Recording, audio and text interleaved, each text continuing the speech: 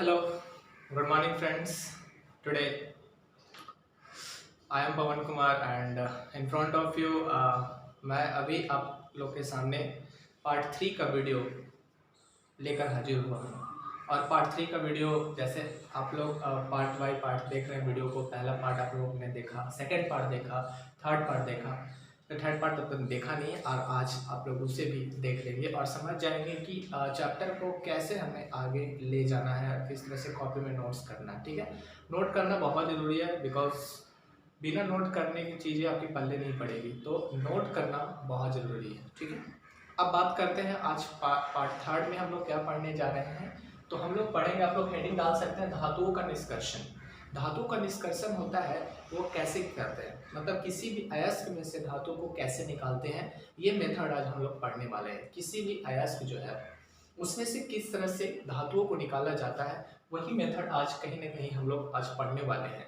तो पहला मेथड है कि अगर आप लोग ये हेडिंग डाल दें तो एक पॉइंट में लिखिएगा कि धातुओं का निष्कर्षण में प्रयुक्त 3 पद होते हैं, या कि ऐसे बोल सकते हैं कि धातु के निष्कर्षण में महत्वपूर्ण 3 पद प्रयुक्त किए जाते हैं।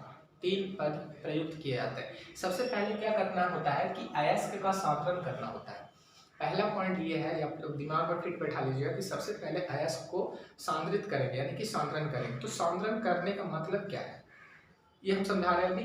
पहला हमारा अयस्क का सांद्रण करेंगे। सेकंड पॉइंट है धातु का निष्कर्षण, उसके बाद उससे धातु निकल जाएगा, उस निकालना। निष्कर्षण का मतलब होता है निकालना, निष्कर्षण का मतलब क्या होता है, निकालना। थर्ड पॉइंट हम लोग देखेंगे धातु का शुद्धिकरण।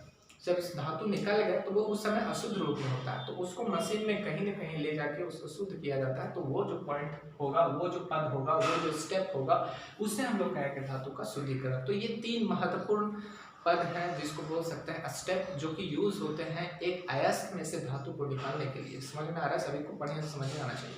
तो पहला पॉइंट हम लोग यही इंपॉर्टेंट है कि अयस्क का सांद्रण। सबसे पहले हम लोग कल पढ़े होंगे कि अयस्क में जो उपस्थित अशुद्धियां होती हैं, अशुद्धियां जिसको हम लोग क्या कहते हैं, गैग कहते हैं। अयस्क में जो उपस्थित अशुद्धियां होती है उसे हम लोग गैग कहते हैं।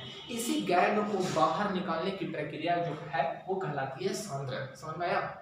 फिर से एक बार रिपीट कर रहा हूँ कि अयस्क में उपस्थित जो अशुद्धियां होती है उसे हम लोग क्या कहेंगे, गैंग कहेंगे। अयस्क में उपस्थित जो अशुद्धियां होती है उसे क्या कहेंगे, गैंग कहेंगे। और इसी गैंग को बाहर निकालने की प्रक्रिया को, या फिर इसी अशुद्धियों को बाहर निकालने की जो प्रक्रिया है उसे हम लोग कहेंगे अयस्क का सांद्रण कहेंगे। ठीक है, उसे हम लोग क्या कहेंगे, अयस्क का सांद्रण। अब देखो अयस्क का सांद्रण कितने तरीकों से किया जाता है उसके बारे में हम लोग डिटेल में पढ़ेंगे। तो आप लोग ये पहले पॉइंट तीनों लिख लीजिए। धातु का निष्कर्षण पहले आप हेडिंग डालिएगा, उसमें लिखिएगा कि धातुओं का निष्कर्षण 3 पदों में किया जाता है, या फिर बोल सकते हैं कि धातु का निष्कर्षण में 3 पद प्रयुक्त होते हैं, या फिर बोल सकते हैं धातु का निष्कर्षण 3 पदों में किया जाता है। पहला पॉइंट कौन है, अयस्क का सांद्रण करेंगे। सेकंड पॉइंट कौन है, धातु का निष्कर्षण। और तीसरा पॉइंट याद रखिए कि धातु का शुद्धिकरण। ये अल्टीमेट प्रोसेस है जो धातु का शुद्धिकरण जो है, ये अल्टीमेट अंततः प्रोसेस ये करना है, क्योंकि धातु उसमें जो प्राप्त होगी हमें वो शुद्ध रूप में नहीं रहेगी, वो अशुद्ध रूप में रहेगी। तो उसको शुद्ध करने के लिए मशीन में कहीं ना कहीं डाला जाता है और उस प्रोसेस को कहीं ना कहीं हम लोग क्या करते हैं, धातु का शुद्धिकरण करते हैं। तो ये क्लियर हो गया सभी को, अच्छा से क्लियर होना चाहिए। अब आप लोग हेडिंग डाल दीजिए अयस्क का सांद्रण।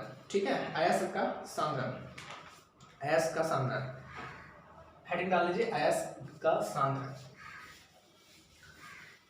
देखिए अयस्कों का जो सांद्रण होता है वह मेनली 3 भागों में किया जाता है, या ऐसे बोल सकते हैं कि अयस्क का सांद्रण हम लोग 3 तरह से कर सकते हैं। ठीक है, आप लोग ये माइंड में रखिए कि अयस्कों का जो सांद्रण होता है वो 3 तरह से किया जाता है। तो पहला पॉइंट लिखिए, अयस्कों का सांद्रण 3 प्रकार से किया जाता है, या तीन तरह के सांद्रण किए जाते हैं। पहला पॉइंट लिखिएगा, इसमें पहला जो मेथड है गुरुत्वीय पृथक्करण विधि।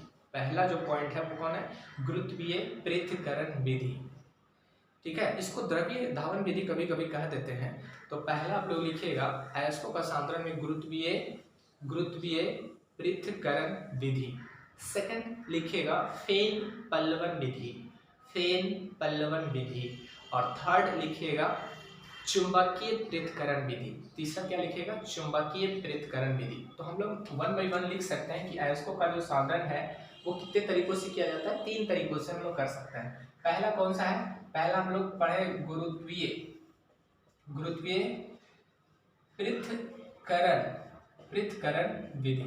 ठीक है, पहला है गुरुत्वीय पृथक्करण विधि। सेकंड हमारा है, सेकंड हम लोग क्या बोले, फेन पल्लवन विधि। फेन पल्लवन विधि, फेन पल्लवन विधि। और तीसरा हमारा हो जाएगा कौन सा, चुंबकीय, बहुत इंपॉर्टेंट है ये, बहुत इंपॉर्टेंट, चुंबकीय पृथक्करण विधि। ठीक है, तो ये तीनों सांद्रण करने का तरीका है। किसी भी अयस्क को सांद्रित करने के लिए 3 मेथड है, तीनों आप लोग ध्यान रखिएगा। पहला कौन सा है, ध्यान दीजिएगा, गुरुत्वीय पृथक्करण विधि। पहला गुरुत्वीय पृथक्करण विधि, सेकंड हमारा फेन पल्लवन विधि, और थर्ड है हमारा चुंबकीय पृथक्करण विधि। तीनों याद रखिएगा। ठीक है, अब हेडिंग डालिए फिर से, गुरुत्वीय पृथक्करण विधि, इसके बारे में हम डिटेल में जानेंगे। गुरुत्वीय पृथक्करण विधि कुछ है नहीं, आप लोग अगर एक बार अच्छा से आप सुन लीजिएगा तो क्या हो जाएगा, समझ में आ जाएगा। ठीक है, तो गुरुत्वीय पृथक्करण विधि में क्या होता है कि जैसे ये एक हमारे पास मोटर पंप है ना, ये एक मोटर पंप है। ठीक है, इससे क्या हो रहा है कि पानी फेंक रहा है, ये क्या फेंक रहा है, ये वाटर, ये पानी फेंक रहा है। ये क्या है, पानी का बहाव है। क्या है ये, पानी का बहाव है। बहाव मतलब पानी इसमें से निकल रहा है। ये मोटर है, फीडर, आप लोग गांव देहात में रहते ही हैं तो वहाँ पर फीडर का बहाव देखा होगा, फीडर से पंखे से पानी निकलता है, तो वही मान लीजिए कि ये पानी निकल रहा है। ठीक है, इतना समझ आ रहा होगा।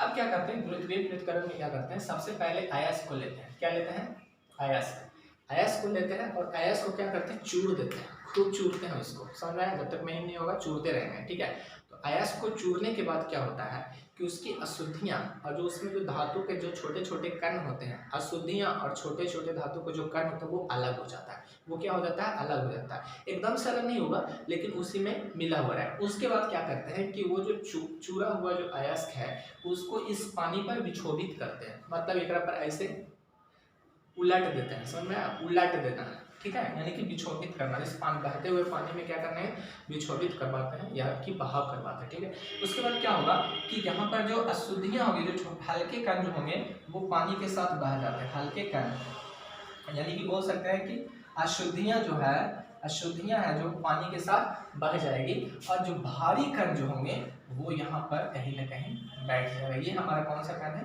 भारी कण। और इसी भारी कण जो होगा वो धातु होगा, वही क्या होगा, धातु होगा। समझ में आया। अब ध्यान दीजिएगा, इस तरह का गुरुत्वीय पृथक्करण बोर्ड एग्जाम में पूछता है कि इस तरह का पृथक्करण किसके लिए प्रयुक्त होता है, तो ध्यान रखिएगा, इस तरह का गुरुत्वीय पृथक्करण विधि जो है नॉर्मली जो यूज होता है वो कार्बोनेट और ऑक्साइड अयस्कों के लिए जो उपयोग होता है। कार्बोनेट और कौन सा, ऑक्साइड अयस्कों, ये दोनों अयस्कों का इम्पोर्टेंट, इन दोनों को अयस्कों को अगर सांद्रित करना है तो हम लोग किसकी मदद लेंगे, गुरुत्वीय पृथक्करण विधि। तो गुरुत्वीय पृथक्करण विधि में किस तरह के अयस्कों का सांद्रण किया जाता है, तो ऑक्साइड होना चाहिए और कार्बोनेट होना चाहिए। सामान्यतः कार्बोनेट और ऑक्साइड अयस्कों का जो सांद्रण है वो गुरुत्वीय पृथक्करण विधि द्वारा करते हैं। इसमें क्या होता है कि एक चीज ध्यान रखना, घनत्व का अंतर होता है। जो हमारा अशुद्धियाँ उसका घनत्व कम होता है, और जो धातु है कहीं ना कहीं उसका घनत्व जो है वो क्या होता है, ज़्यादा होता है। अब घनत्व में अंतर की वजह से क्या होता है कि अशुद्धियाँ जो पानी के साथ बाहर की ओर निकल जाती है, और जिसका घनत्व ज़्यादा है, मतलब जो छोटे छोटे कण जो धातु हैं वो कहीं ना कहीं पानी के नीचे बैठ जाता है, और उसको हम लोग कलेक्ट करके फिर अगला प्रोसेस जो होता है वो करते हैं। तो ये कुल मिला के ये है गुरुत्वीय पृथक्करण विधि। तो इसमें आप पहला पॉइंट लिख सकते हैं, मैंने आपको समझा दिया पूरी तरह से। पहला लिखिए, पहला पॉइंट हम एक बार रिपीट कर दें, अच्छा से आप लोग लिख लीजिए। ये फिगर आप चाहे तो ड्रॉ कर सकते हैं, कोई इश्यू नहीं है। अगर फिगर ड्रॉ कर लिए, अगर अच्छा से समझ में आ गया तो कोई ड्रॉ करने का इश्यू नहीं है, but if you want to draw it that you can. ठीक है, तो फर्स्ट पॉइंट लिखिए आप, इस विधि में अयस्क को जल की तीव्र धारा में, जल की तीव्र धारा, पानी क्या होना चाहिए, पूरा तेजी से बहना चाहिए, जल की तीव्र धारा में विक्षोभित किया जाता है, जिससे अयस्क के भारी कण पानी के नीचे बैठ जाते हैं, तथा अशुद्धियाँ पानी के साथ बाहर निकल जाती है। एक लाइन आप छोड़िएगा, दूसरा पॉइंट लिखिएगा, इस विधि का उपयोग प्रायः सामान्यतः जनरली इस विधि का उपयोग प्रायः कार्बोनेट तथा ऑक्साइड अयस्कों के लिए किया जाता है।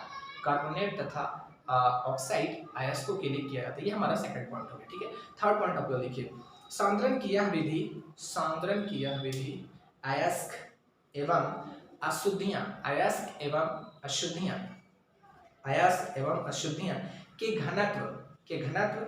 घनत्व अंतर पर निर्भर करता है। मैंने आपको पहले ही बताया कि ये जो normally depending upon the density, ये डेंसिटी पर डिपेंड है, क्योंकि इसमें अशुद्धियां जो होगी उसका घनत्व कम होगा और वो पानी के साथ बहाव के साथ बाहर निकल जाएगी, और जिसकी घनत्व ज्यादा होगी वो पानी के नीचे बैठ जाएगी। तो ये mainly depend upon the density of the ores at और को क्या बोलेंगे, एस को वो बोलते हैं अंग्रेजी में, और बोलते हैं, और जो हमारा गैंग है उसको गैंग्लियन बोलते हैं। ठीक है, ठीक है, निर्भर करता है। अगला पॉइंट एक और इम्पोर्टेंट है कि इस गुरुत्वीय जो पृथक्करण विधि है ना, इसको हम लोग क्या करते हैं, द्रव्य धावन विधि भी बोलते हैं। इसको क्या बोलेंगे, द्रव्य धावन विधि भी बोलते हैं इसको। तो अगला पॉइंट में लिख लिया गया, इसे द्रव्य धावन विधि भी कहते हैं। तो द्रव्य धावन विधि में जस्ट यही प्रोसेस होगा, ना कि कुछ अलग होगा। ठीक है, तो गुरुत्वीय पृथक्करण विधि और द्रव्य धावन विधि दोनों कहीं न कहीं सेम है। ठीक है, दोनों क्या है, सेम है। तो ये था हमारे आज का वीडियो में, और ये पार्ट 3 वीडियो होगा हमारा तत्वों का डिस्कशन में। ठीक है, कोशिश करेंगे कि शॉर्ट वीडियो हो, क्योंकि देखते हैं बच्चों लोग ज़्यादा देख नहीं पाते वीडियो को, ज़्यादा अगर लंबा हो तो इसलिए हम लोग शॉर्ट वीडियो बनाएंगे और जल्दी से जल्दी आप लोग को सिलेबस खत्म करने का प्रयास करेंगे। ठीक है, तो अब चलते हैं। थैंक यू, जय हिंद, जय भारत।